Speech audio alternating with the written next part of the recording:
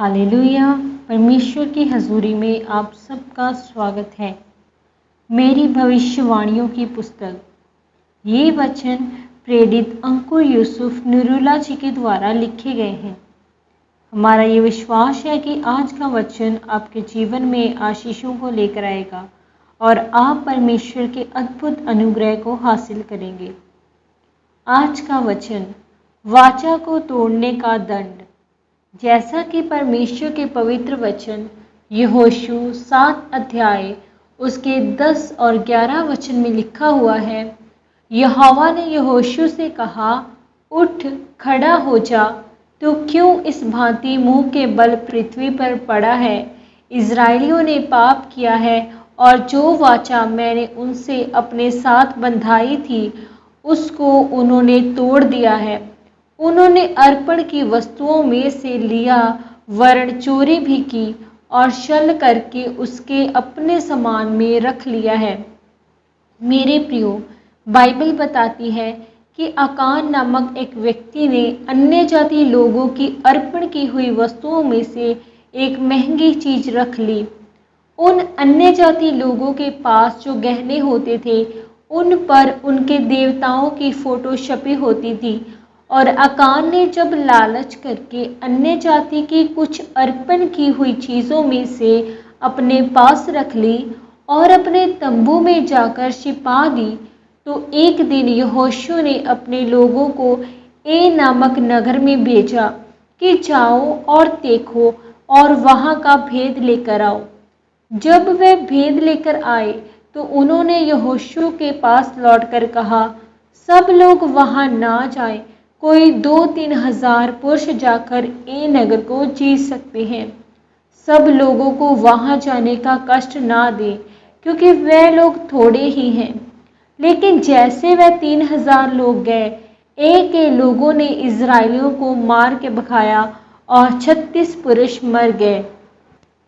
उनका दिल कांप गया और वह डर गए कि अगर लोगों को मालूम हुआ कि हम हार गए हैं तो सभी देश व नगर हम पर चढ़ आएंगे। बाइबल कहती है, वह रोते और पिटते रहे।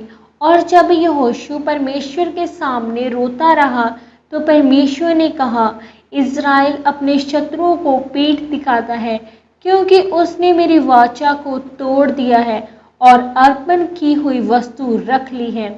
मेरे प्रियो, एक मसीही व्यक्ति को समझना चाहिए कि ना तो बल से ना तो शक्ति से, परंतु परमेश्वर की आत्मा के द्वारा।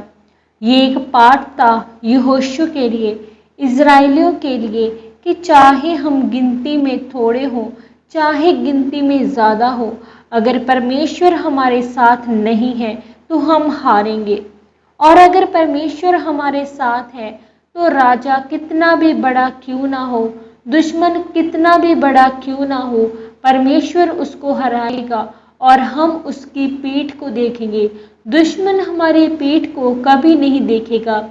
जब आपको ये समझ आएगा कि मसीहियत में हम कौन हैं और हमारी भूमिका क्या है, परमेश्वर के सामने मैं क्या हूँ और मेरा काम क्या है, और अगर ये बात आपको समझ आ गई तो परमेश्वर का काम है आपको ऊंचा करना और परमेश्वर करेगा भी।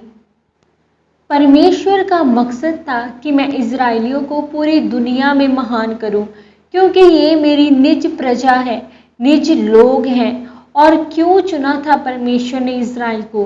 क्योंकि इज़राइली जाति सबसे छोटी जाति थी। परमेश्वर एक ऐसी जाति को चुनना चाहता था जो सबसे छोटी और सबसे कमज़ोर हो, ताकि जब मैं इनको जिताऊं तो कोई ये ना बोले कि हम बहुत थे, हम गिनती में बड़े थे, हम बड़े प्रकर्मी थे, हम बड़े बुद्धिमान थे, तो परमेश्वर ने हमें चुन लिया। आज हम पूरी दुनिया पर राज करते हैं। बाइबल कहती है, पहला कुरिन्थियों 1 अध्याय उसके 26 से लेकर 28 वचन में, परमेश्वर ने जगत के निर्बलों को चुन लिया, जगत के तुच्छों को चुन लिया, उसने कमजोरों को चुन लिया, उसने मूर्खों को चुन लिया, ताकि बुद्धिमानों को शर्मिंदा कर सके। मेरे प्रियो, यहोशू को समझ आ गया था कि हमारी कोई ताकत नहीं है, जब तक परमेश्वर हमारे साथ नहीं है। इसलिए प्रभु यीशु मसीह ने कहा कि जो डाली मुझ में बनी रहती है वह फल लेकर आती है। वैसे ही आप भी प्रभु यीशु मसीह में बने रहें ताकि फल ला सकें। आमीन। अंगीकार। आइए हम सब मिलकर इस सामर्थ्य अंगीकार को करें। सर्वशक्तिमान परमेश्वर, इस वचन के लिए मैं आपका धन्यवाद करती हूँ। मैं अंगीकार करती हूँ परमेश्वर, आप मुझे पाप से बचाएं। मुझे अनुग्रह दे कि जैसे डालियाँ दाखलता में बनी रहती हैं, वैसे ही मैं तुझ में बनी रहूं और बहुत फल ला सकूं। प्रभु यीशु मसीह के सामर्थ्य नाम में आमीन। आज के इस पवित्र वचन के द्वारा परमेश्वर आप सबको बहुत ही आशीषित करे। सबको जय मसीह की।